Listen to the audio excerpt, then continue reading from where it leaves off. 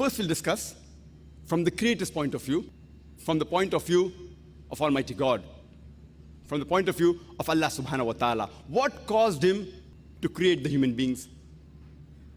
Allah subhanahu wa ta'ala says in the Quran, in Surah Ghafir, chapter number 40, verse number 57, that the creation of the heaven and the earth are far greater than the creation of the human beings. But most of the human beings here, they realize it not. Many human beings feel that we are the greatest of the creation. But Allah says that the creation of the heaven and the earth is far greater than the creation of the human beings. And in reply to this query, that why Allah subhanahu wa ta'ala, why Almighty God created us, one of the attributes of Allah subhanahu wa ta'ala, of Almighty God, is the creator, the best creator. And Allah says in the Quran, in Surah Mu'minun, chapter number 23, verse number 14, that Allah subhanahu wa ta'ala, Almighty God, is the best to create. If there is a creator, if his attribute is creator, there has to be a creation. If there's no creation, then there cannot be a creator. For example, if you call a person as the best writer, but naturally you'll ask him that where is the material you have written? Where is the book you have written? Where is the article you have written? So when he presents the article or the book, then we can say, fine, he is the best writer. Similarly, since one of the attributes of Allah subhanahu wa ta'ala is the creator, the best creator, he has to have a creation. But that does not mean that Allah subhanahu wa ta'ala is dependent on his creation. Allah says in the Quran, in Surah Zumar, chapter number 39, verse number 62, that it is Allah subhanahu wa ta'ala who creates everything and he is independent of all his creation. He is not dependent on these things, but the creations are dependent on Allah subhanahu wa ta'ala. The Arabic word for create is khaliq, and to create, the Arabic word is khalaqa. Khalaqa can be divided into two types. One meaning of khalaq is to create something from something, which besides Allah subhanahu wa ta'ala, even we human beings and other creation can do.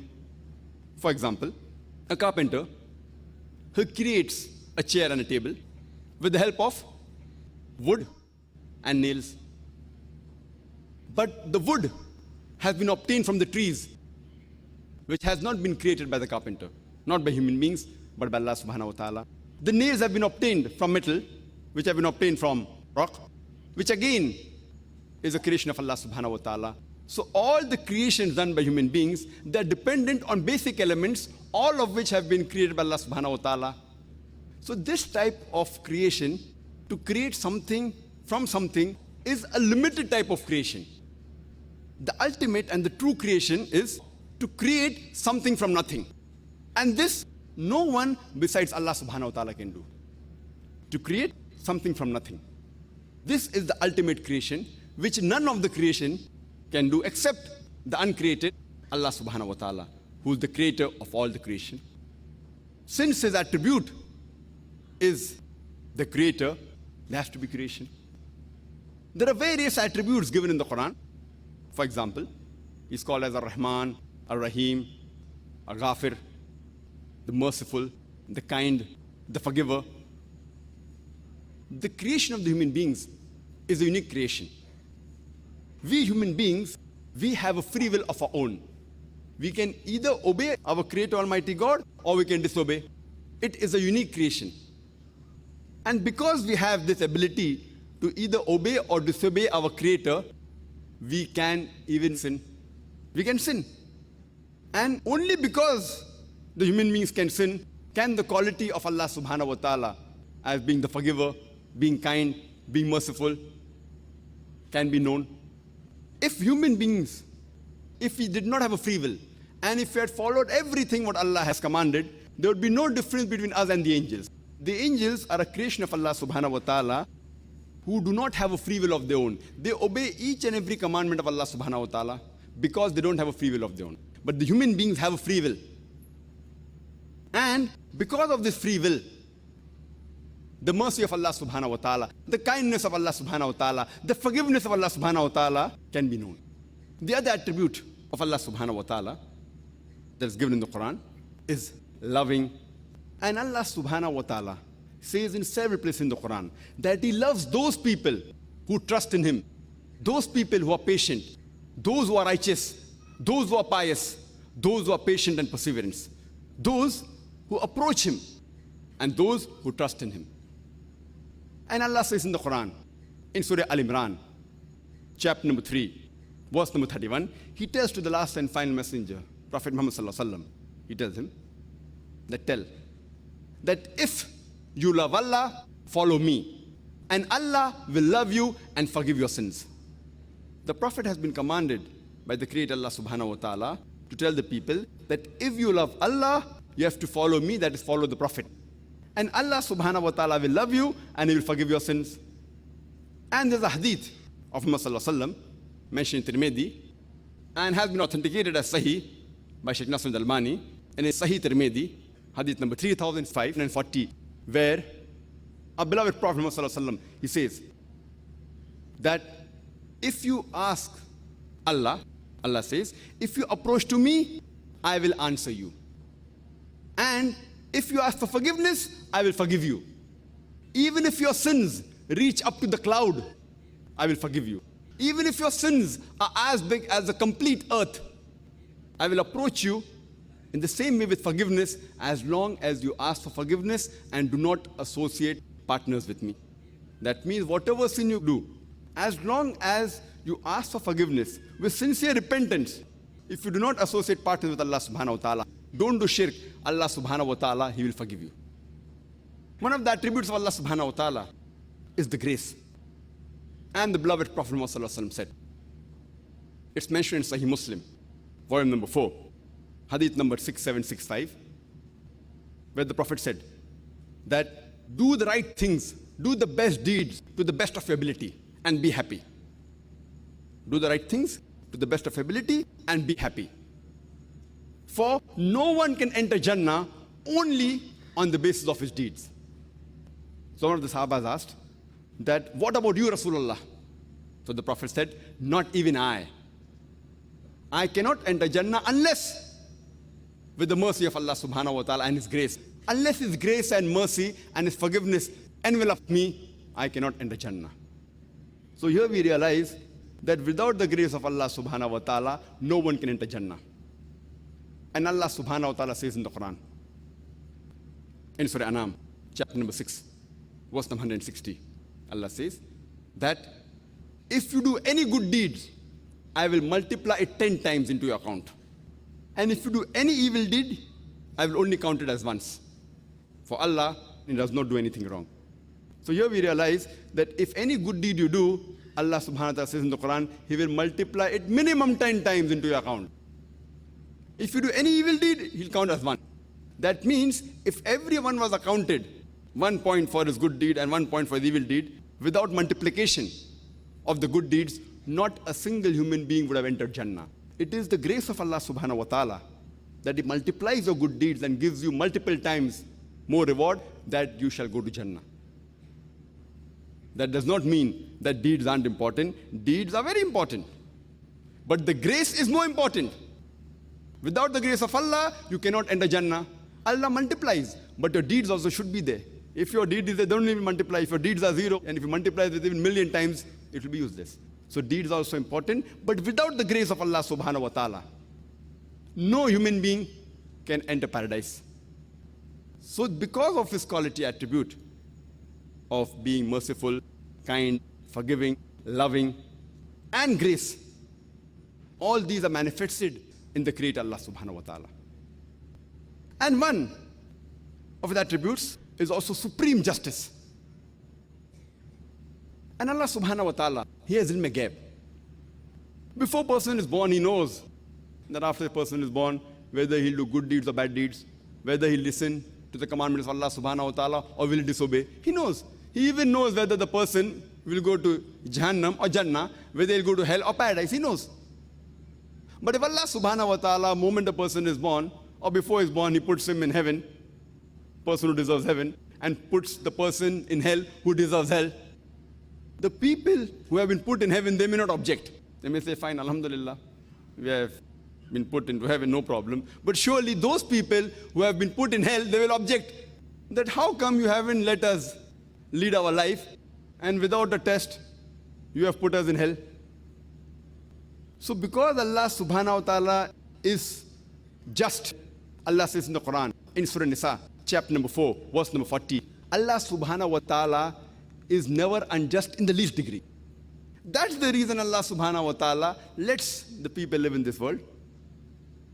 And if you follow the commandments of Allah subhanahu wa ta'ala, you pass the test, otherwise you fail the test. And people may ask that one of the pillars of Iman, the last pillar, is Qadar, is destiny.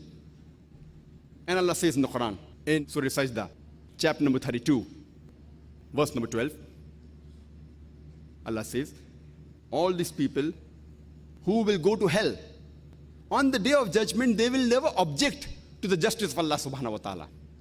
They will say, all the sinners, they will bow their head down and say, please forgive us. They will agree with the Lord. They will say, please give us one more chance so that we can go again in the world. And that time we will surely be believers. But Allah knows that even if He forgives them and puts them back into this world, but natural, He'll have to wash out their memory of what they've seen of the hell. Allah is sure that they'll again commit the same mistake. And this is mentioned in the Quran, in Surah Anam, chapter number 6, verse number 28, that if these people were again sent in the world, they would repeat the same mistakes because they are liars. So Allah knows in His divine wisdom that these people, even if He sends them again, if the memory is washed out of what they've seen of the hell, they will do the same mistakes. But coming to the question of Qadar, Qadar is the sixth pillar of Iman, that Allah subhanahu wa ta'ala, we Muslims believe that Allah writes the Qadar, He writes the destiny. And people may object. Many people ask this question, Muslims and non-Muslims alike, that if everything Allah has written in the destiny, that fine, whether this person is going to do good or bad, whether they're going to commit a murder, or whether they're going to commit a rape, or whether they're going to rob, or whether they're going to do good deeds, whether they're going to go to hell or heaven, if everything is mentioned, then where is our choice? Who's to blame? If I commit a murder, Allah wrote in the Qadar, I'm going to commit a murder, and I commit a murder. Who's to blame? Allah is to blame. So why should I be put in hell? And this is a very logical question.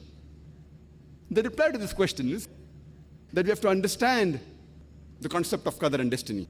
That Allah subhanahu wa ta'ala has destined things, where a person is going to be born, in which condition he'll be born, when will he die, which land will he die.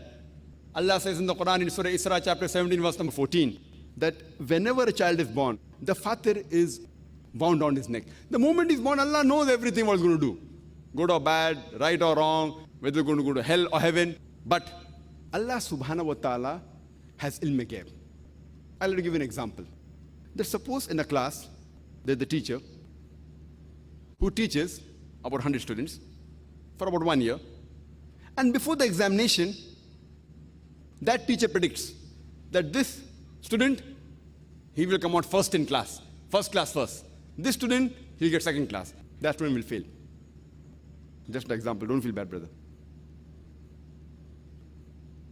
Now, after a few days, the examination takes place, and this student comes out first class first, this student gets second class, and that student fails. Now, I'm asking you a question. Can the student who failed, can you object to the teacher that because you predicted, I'm going to fail, I have failed? Who's to blame? The teacher or the student?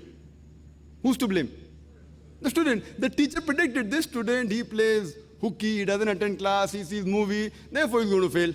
That student is okay, average. That student is very intelligent, does good, hard work. So teacher predicts in advance before the examination, this student will get first class first, this student second class, that student fail, and the student comes out first class first, second class, that student fails. But because the teacher predicted, that does not mean the teacher is to blame.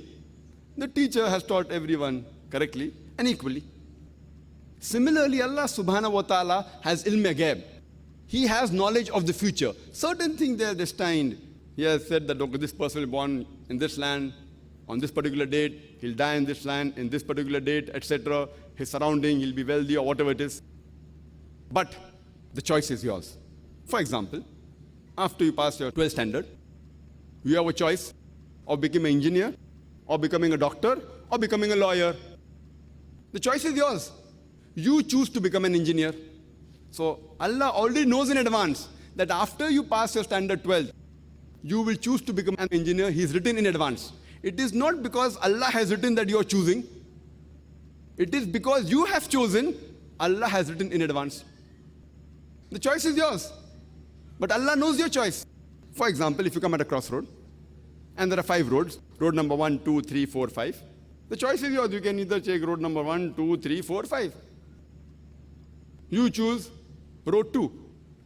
It's already mentioned in advance in your destiny that you will choose road 2. It is not because Allah is writing that you're choosing, it is because you will be choosing that Allah has written in advance. So the choice is yours. You have a choice to earn your living, whether with good deeds, halal way, or with robbing, haram ways. The choice is yours. Now you rob. The choice was yours. But Allah knows in advance that this person, he would want easy money and he will rob. So Allah has written in advance that this particular person at the age of 25, he will rob. Who's to blame? You are to blame. But because Allah has ilm ghaib, He has written in advance. The choice is yours. Allah has given us human beings free will. You cannot blame Allah subhanahu wa ta'ala for your misdeeds. If you go to hell, it is because of your misdeeds. And if you go to Jannah, it is because of the grace of Allah subhanahu wa ta'ala.